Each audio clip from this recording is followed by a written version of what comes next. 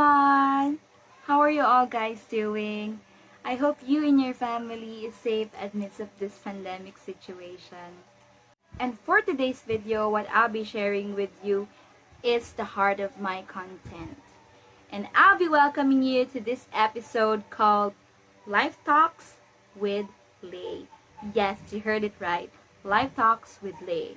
And why did I call it Life Talks with Lay? It is because I am going to share with you, or we are going to talk about everything that is happening in our lives. Yes. And without further introduction, let's start.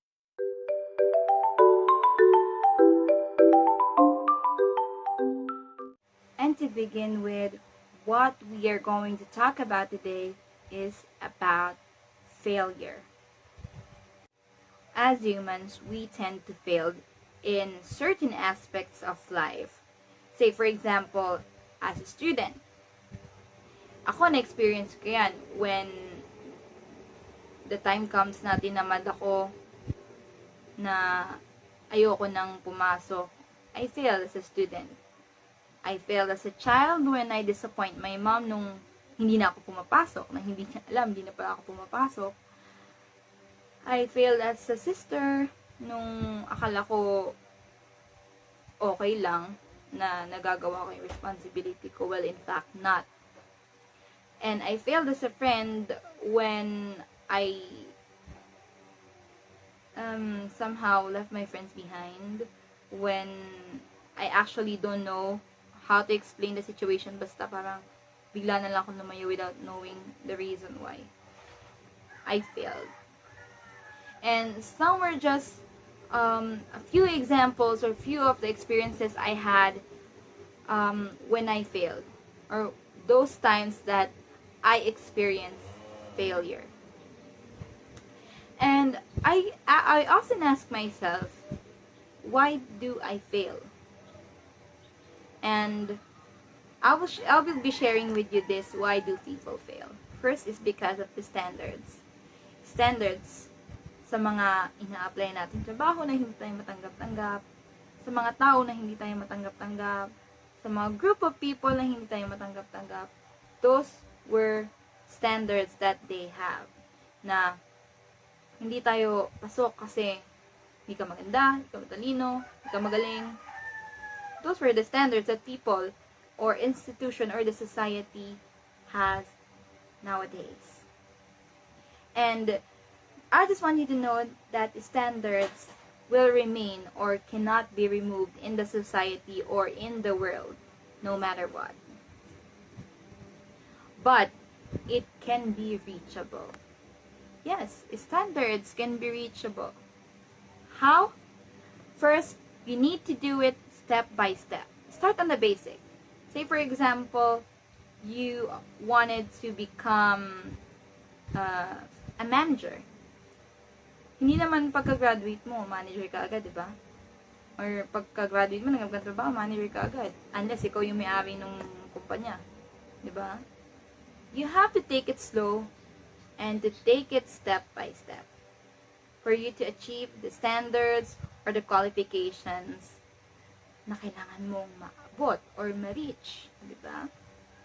Second thing, why do people fail? Is because we make mistakes.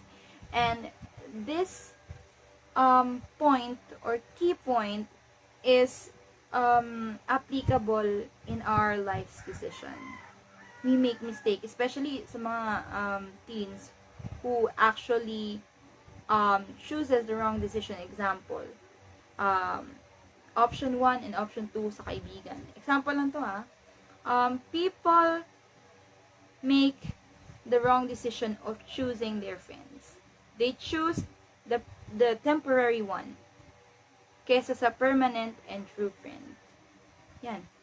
And then sa huli, ay, fail. Pag malungkot ka na, pag wala ka na, wala na yung pinili mo. And that's when regret starts. Next one is capabilities. It is actually related to standards. But capability actually comes, ito kasi yung mga say for example, sa talents or sa isang job which is you're not suitable of. Say for example, you studied engineer and then you are applying for a cabin crew and it's actually far, right? I know the example is quite far, but you know what I mean. Capabilities. Say for example, people with disability. Um, they're not capable of something, kaya sila nag-fail. And they're trying to do this and do this and do this, but they fail. I'm not saying that if you have this disability, you can't do anything. Maybe there is something that is made for you that you haven't tried yet. If you failed 6 times on something and you think that it's not for you, then try to search for another one. And it doesn't mean that you failed 6 times on something, doesn't mean that you are not capable of it. There is really a sign or a calling for something that you are capable of. You just have to try everything. Okay? Next one is we don't exert effort. We failed because we don't exert effort. Akala natin we already reached or give our best on something. Say for example, nagtatrabaho ka and then hindi mo na-reach yung target mo. Say for example, you have your um, deadline na kailangan mo reach today. Hindi mo siya na-submit, then tanggalan ka ng trabaho. This is just an example, okay? You didn't hit your target. But, sa isip mo, ginawa ko naman yung best ko. I already did everything. Pero wala pa din. It doesn't mean that you already exerted effort. Why? Because it's your work. You're getting paid to do that job. And the effort that we are talking about here is giving a whole heart self to do additional time and patience to finish or work on something. Another example is studying. You said that, oh, nag-review ako, ganyan. Then, nag-exam ka, pero bumagsak ka. That doesn't mean na, na nag-aral ka talaga mabuti. Why? Because it's your responsibility to study because you are a student. And that doesn't mean na nag-aral ka is papasa ka. Kailangan mo ng matinding pag-aaral and that's what you call the effort. Yes, and that's why people fail. Kasi akala natin we already did our best on something or we give our full potential or lahat binigay natin para ma-reach natin yung isang bagay. But we always fail. It's because hindi pa tayo nag-exert ng efforts. And another one is God has something better for you. And ito yung one of the reasons na nilulook forward ko sa lahat ng experiences ko na nagpe-fail ako. That God has something better for me. Yes, it might be, if you're not capable of something, maybe God has something for you. Maybe you are not meant, maybe you studied engineer, pero hindi ka talaga para dun. You have, you might be para pala sa pagiging chef, or hindi ka man nakapasa dito sa trabaho to, maaring dito ka pala mas magaling, di ba? We don't know. Unless God tells us or gives us a sign of what is better for us. How to rise after failure. Alright. And I have here 5 points on how to rise after failure. First one is accept that you fail. Yes, this is the number 1.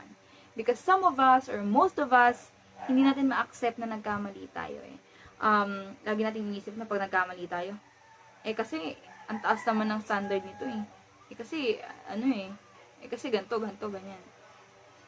But the thing is, when rising after failure, we need acceptance. Kailangan natin tanggapin kasi, pag nag-ano ka agad, nag-try ka agad ng kasunod, tapos hindi mo pa natatanggap, parang we tend to fail again on the same aspect. So, we need first to accept and heal.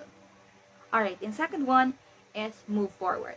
Pag accept mo na, okay, move on. Huwag mo nang balik-balikan. Move on. Go ka lang, go. Move on na. Tapos na eh.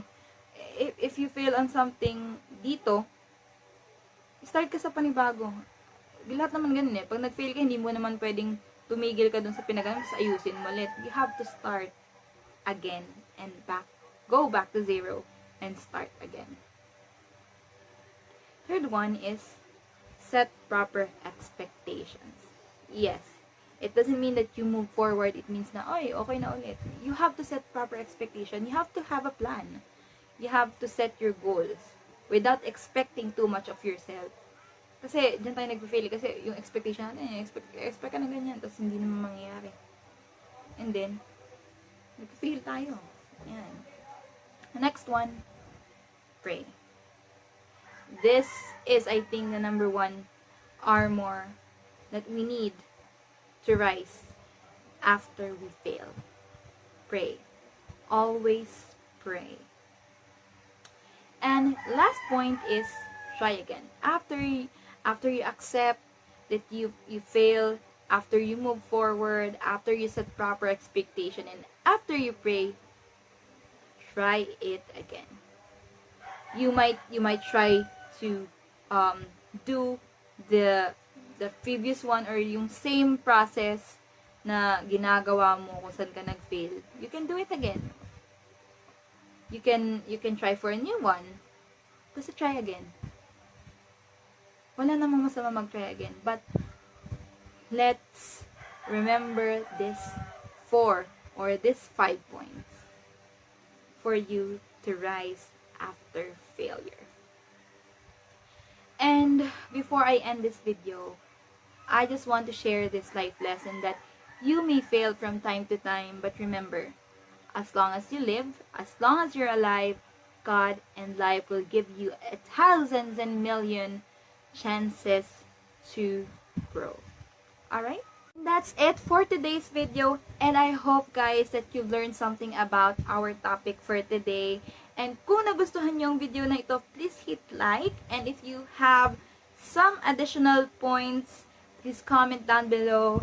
And if you also have some suggested topics that you would like to discuss or to talk about in our next video, you can also comment down below.